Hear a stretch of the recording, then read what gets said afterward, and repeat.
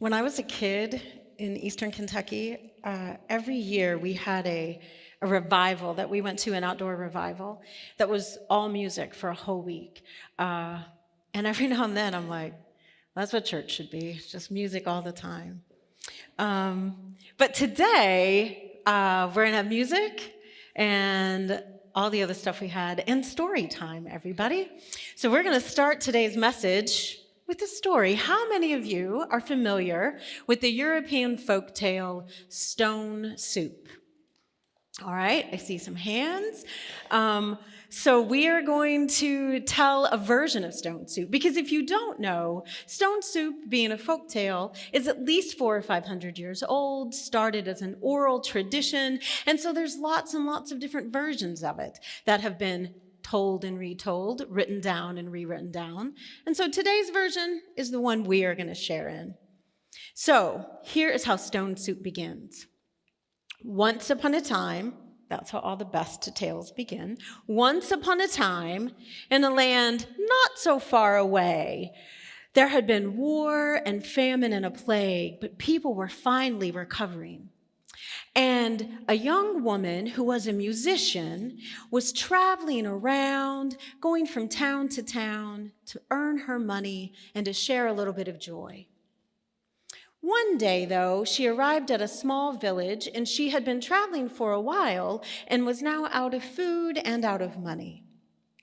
But this had happened to her before, and she'd always relied on the kindness of strangers. So she looked around the village and saw the friendliest looking house and knocked on the door and said, "Hi, I'm a traveling musician. I was hoping maybe you just had some fruits or vegetables you could share with me today."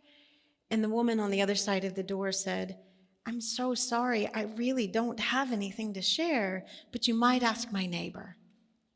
And she knocked on all the doors and heard the same message, "I'm so sorry, we just don't have anything to share." But the young musician did not despair. She came up with a plan. And she identified what looked to be the nicest, biggest, maybe wealthiest house sitting right in the center of the town square. And she knocked on that door and she said, "Excuse me, I'm a musician and I've been traveling around everywhere, and people are having hard times no matter where they go, but this village is having the hardest time. So what I'd like is to ask if I could borrow a big giant pot and set it up here in the town square right in front of your house, and I'm going to cook a big pot of stone soup for everybody in the village." And the person behind that door said, "Well, I've never heard of stone soup before, but I guess if you want to try to feed the village, you can borrow my pot." So she set up the pot right there in the middle of the town square and started to build a little fire and then look around for stones. And as happens in small little villages and towns, people started to notice. And so a bunch of kids came up to her and said, "Hey, what are you doing?" And she said, "Oh, I'm looking for stones to make stone soup." And they said, "What's stone soup?" And she said, "You've never heard of stone soup? Oh, it's the best soup ever. Wait until it's done." And the kids said, "Well, can we help you pick a stone and make the stone soup?" "Of course," she said. "Let's look for the best stones." And they all looked around, and then one of them said, "What about this one?" And she said, "That is the perfect stone for making stone soup. Let's put it in our pot." And so she put it in the pot, and they filled it with water, and then they started stirring. And as they stirred and the water started to boil, she said, "Oh, this stone soup smells great." But one of the kids said, "I don't know, it just smells like water to me. Don't you think it would be better if it had some herbs?" "You're right, it probably would be better with herbs, but I don't have any." But somebody else across the square said, "Oh, well, if all you need is some herbs, I have some herbs and can put those in the soup."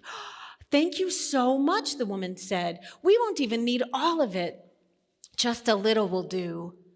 And they added the herbs and they started to stir. And then the scent of it began to waft over the crowd, which was gathering at this point, because word had started to spread that the crazy lady who had been knocking on their doors was making something called stone soup.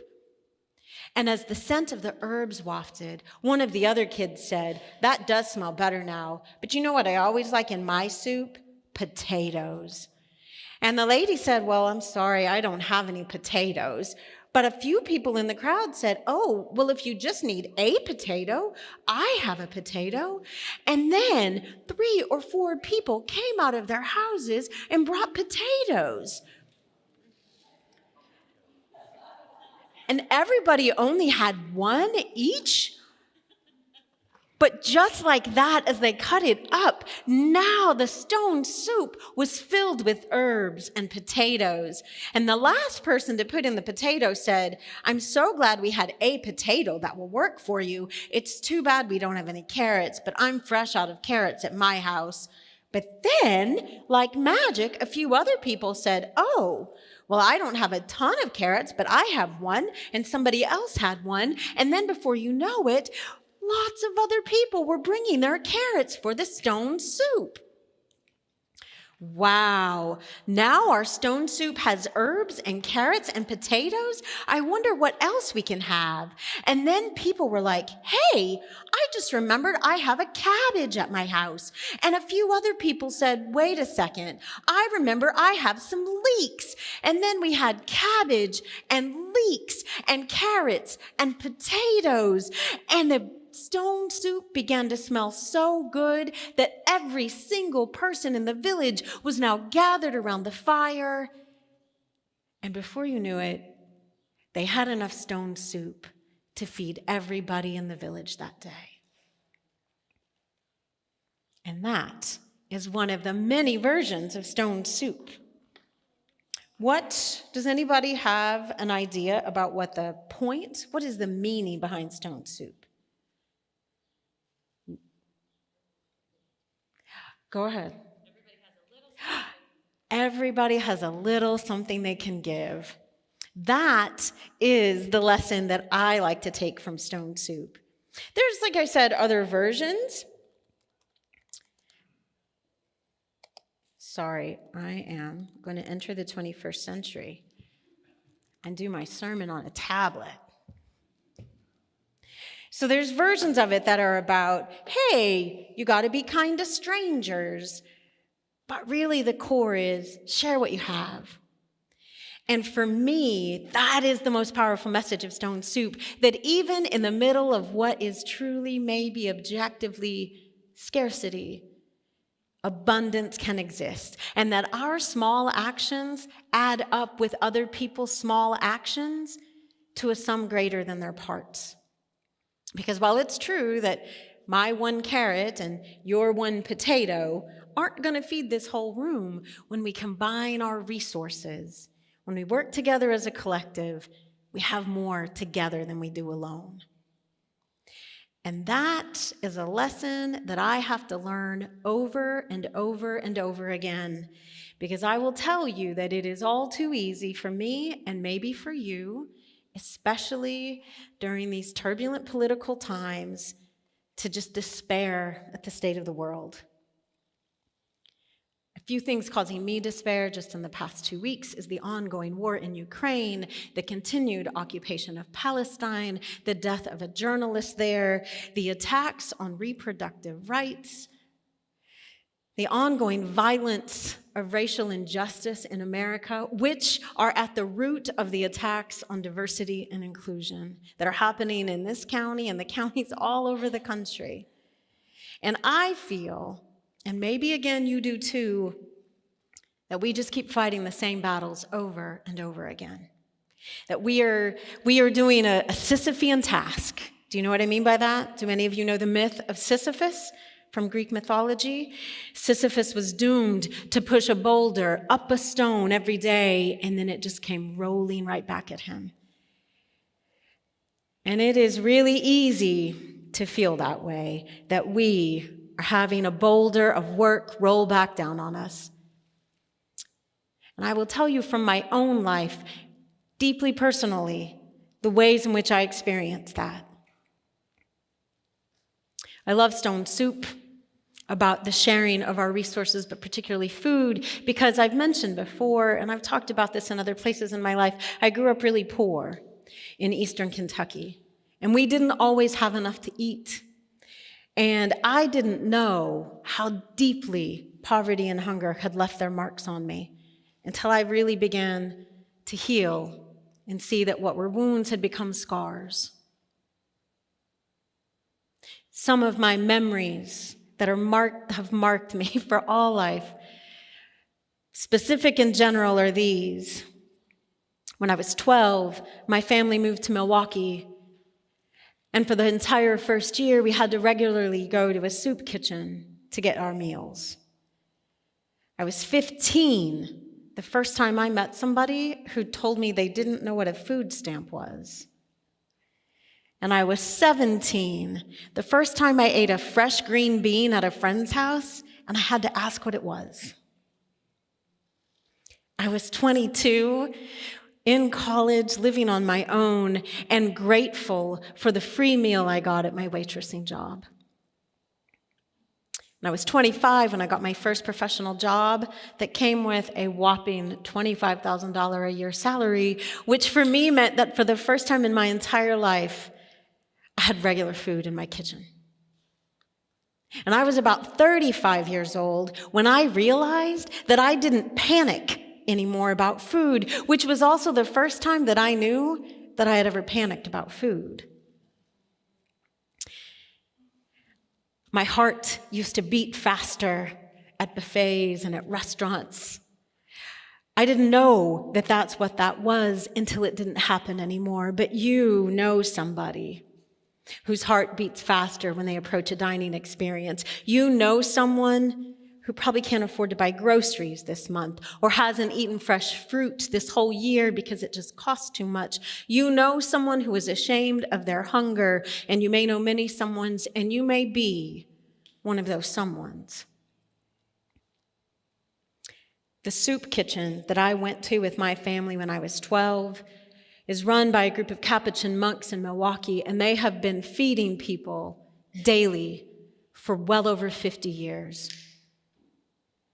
My family was one of the people in that community that benefited from their generosity and the generosity of volunteers. But in the entire time of that work, the community's needs haven't gotten any less, and actually during the pandemic, they got worse. And that for me is the biggest boulder that I feel rolling back on me all the time, because while I am grateful, so grateful that I don't live with food insecurity and hunger anymore, I am crushed by the weight that so many people do. I feel honestly enraged that hunger is so widespread in this nation that has so much. I get enraged that Black people are still being killed by the police when the first written report on police brutality was published 100 years ago. 100 years ago. I get enraged that people are dying for lack of affordable health care and for lack of access to body autonomy, and those boulders just keep rolling back, and I understand why we get discouraged. I understand why it feels like, why should we do anything at all when so little ever changes? It's understandable that our impulse as people is to lock our doors and say, I'm sorry, I only have one carrot. I can't do anything.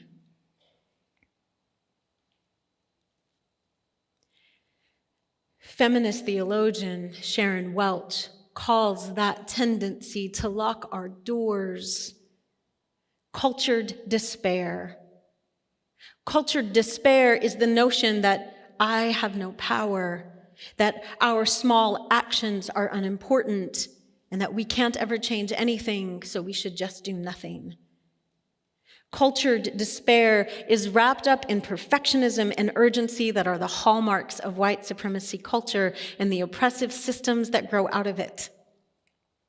And those systems keep too many people poor and hungry and desperate in this country and the world over.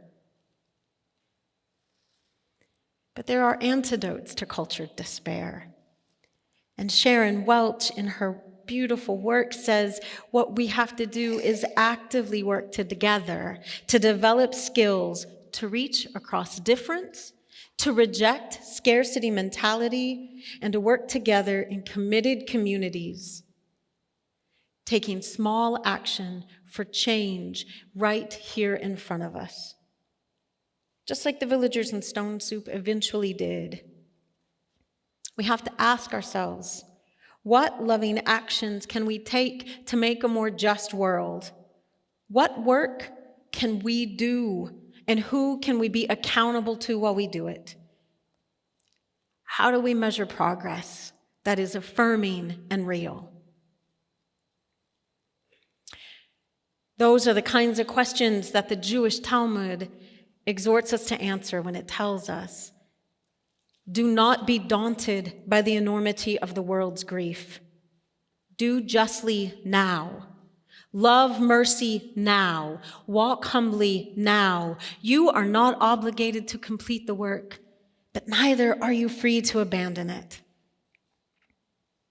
We don't have to complete the work. We actually can't have to complete the work. And that might be one of the most frustrating things for those of us who care so much about the world and our neighbors. The work of making a just world won't be finished in our lifetimes. That doesn't mean there isn't work to do right now. That actually gives me hope when I start to despair. Because the implication that the Talmud has is that there is actually something to be done. There's something in my hands, in your hands, that we can do. And since I'm reflecting for a moment on Jewish teachings, let me reflect on another Jewish teacher you may have heard of, somebody called Jesus. I've mentioned in sermons here before that I was raised in Pentecostal churches in the South and then Baptist churches in the Midwest. And what that really means is that I was very deeply familiar with the Bible, which also means that I was often deeply disturbed by stories in the Bible. And I don't just mean the Old Testament God of wrath and vengeance. But in the New Testament, there was a passage that even as a kid, when I read it, it always bothered me. It bothered me for years. And it is a passage where Jesus says, the poor will always be with you. I remember as a kid wondering, what did that mean? Because here are the things I heard people say that it meant. It meant that if you were poor, that was preordained by God, and you just had to accept it, and there was nothing you could do. That's how God wants it to be. I also heard people interpret it this way. If you are wealthy, that means God loves you, you are more worthy, and that is better. And that's also just how things are, and you just have to accept it and move on. Even as a kid, I didn't like either of those interpretations. What kind of loving God, I thought, would make the world this unjust? So I eventually left Christianity, but I could not leave that question behind about what does it mean that the poor are always with us? And when I tell you that it bugged me for years, I mean it bugged me up until about 4 years ago when I read an essay by Reverend Liz Theo Harris, who is the director of the Kairos Center that works to combat and end poverty in America. She is also the co-director of the Poor People's Campaign. And Reverend Theo Harris had this to say about that passage of the poor will always be with you. Her interpretation is a more liberatory, anti-oppressive interpretation based on the work of Jesus' ministry, which, she says, was all about being in solidarity with the poor. Christ's work was about creating more just systems, about confronting corruption. And when we look at the totality of what we find in scriptures about Jesus' work, what we find is that when he references that passage in Matthew, the poor will always be with you, he's actually referring back to a passage in Deuteronomy, which, by the way, all of his listeners would have been familiar with. In the passage in Deuteronomy that Jesus is referring back to, he's talking about that passage in Deuteronomy is talking about when we as God's people are living and working in alignment with God's love and vision for us, that means we are working to create more just systems. And if the poor are always with us, it means that our work is not done. It means not that we have to accept poverty and unjust conditions. It means we have to continue to confront them.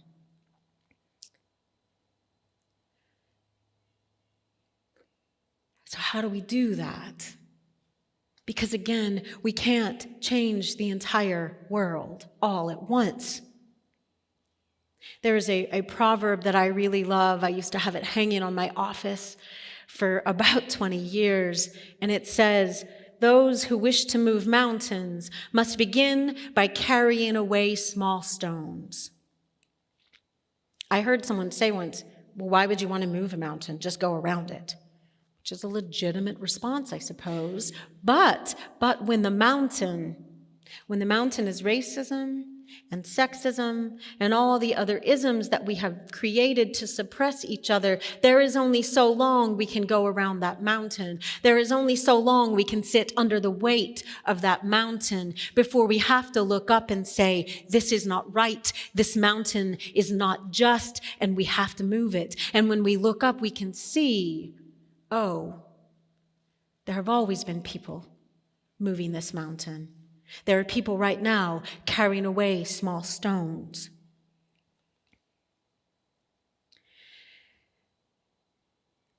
Writer Rebecca Solnit, some of you may be familiar with her. Rebecca Solnit is the person who coined the term mansplaining, and I highly recommend her short book, Men Explain Things to Me. But she recently wrote that if you know someone going around saying, nobody is doing anything about fill in the blank, XYZ issue you can name, if you know somebody saying nobody's doing anything about that, that person is wrong.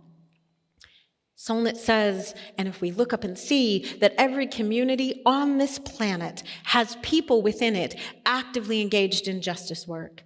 It's just that that work is often local and small and goes invisible on the international scale, but that does not mean it is not important and powerful. Because yes, our systems are big and they might feel too big to change.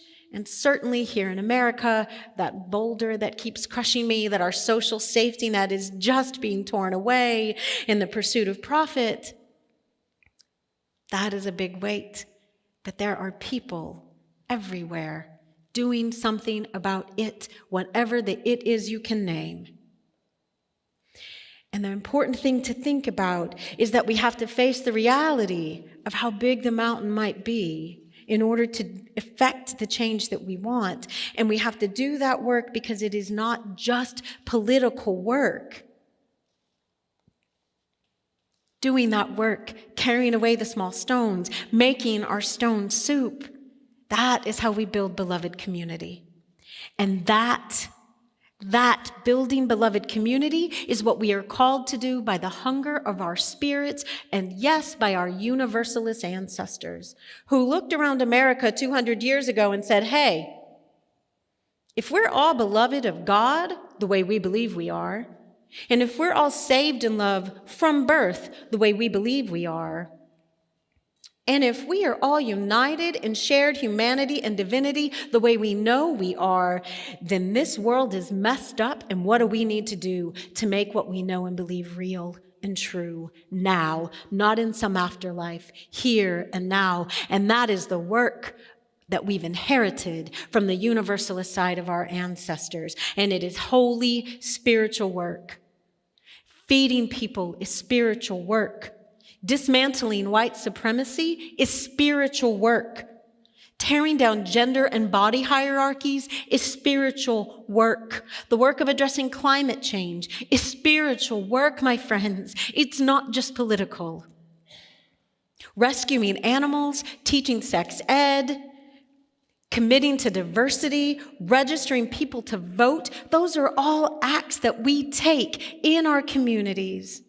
That yes, is for the greater political, economic good, but it is for the work and the good of our spirits. Because when we create embodied realities that that reflect the divine truth, it's spiritual. And our systems that denigrate difference and dehumanize us, that deny our inherent worth, cause us emotional, economic, political, bodily, spiritual harm. And healing that is our work together as people of faith. And we have to remember, I have to remember that if the goal is I'm somehow going to change the entire system, the entire world, move the whole mountain all by myself, I'm going to fail. I'm going to give in to burnout, and I'm going to quit, and I'm going to despair. We can only move the small stones in front of us with the people who are moving their small stones with us. Writer and activist Adrienne Marie Brown, in her book Emergent Strategy, tells us from her work in organizing that small is all. There is always enough time for the right work, Brown says, and it grows more effective in deep relationships that are cultivated by fostering mutuality and respect, by going an inch wide and a mile deep with each other. We focus on the small, actionable steps in our power to take. And then if we dream and imagine with others a more possible world, and together in community move towards that dream, if we, to borrow from our metaphors from this series, plant small seeds, if we harvest fruit that we share with our neighbors, that is a success. That's moving the mountain a little.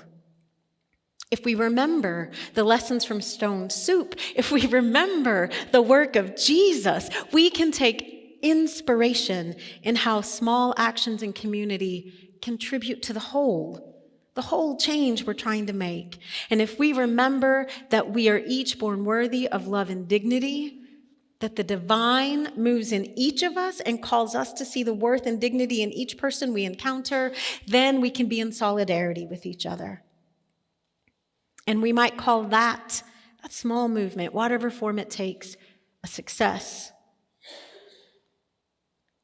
So if we commit to small actions, here, now, today, if we commit to a small action this week, what might that look like for you?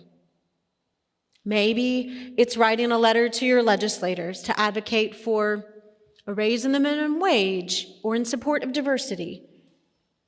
Maybe you can make a meal and deliver it to a neighbor. Maybe you could donate blood, volunteer at a local Planned Parenthood, register for that diversity march that Jessica mentioned in the announcements. Maybe like Zoe, you can volunteer at an animal shelter or your kid's school or a neighborhood cleanup. I'm not here to tell you what to do. I'm just here to remind you that each action matters to the community in which you live. And in case you forget it, I want you to take away a small stone today. Along the wall where you found some of your vegetables for our stone soup, and in the back table, we've gathered stones for you. And I want everybody, including the little ones, to take a stone with them. You can take it as it is, hold it in your hand. I actually have one in my pocket that I wrote for myself, literally as I was working on this sermon. Dream big, act small. If you want to write a message to yourself on your stone, you can. If you just want to have it to hold in your hand, to say, small stones matter, I invite you to do that. I'm going to ask us to enter into a spirit of prayer in a moment, and then the band's going to play their last song. And then, before you leave, take a stone with you, my friends, and remember that your small actions matter. Because as Margaret Mead once said, never forget that a small, committed group of people can change the world. Indeed, it's the only thing that ever has. Will you pray with me? Spirit of life and love, we are gathered here today in this community, both in body and in spirit, and we are aware of the daunting challenges that face us when we leave these walls. Many of us are holding fear for our loved ones, for our communities, for the future of our children. And so we ask you, Spirit of love, to hold us gently and to remind us that we are not alone, that what we do matters if what we do moves us ever towards justice and beloved community. I am grateful to be here, to be with these people who have become my community. And so, Spirit, I ask in gratitude and love that you hold each of them in that same holy love. May it be so, and amen.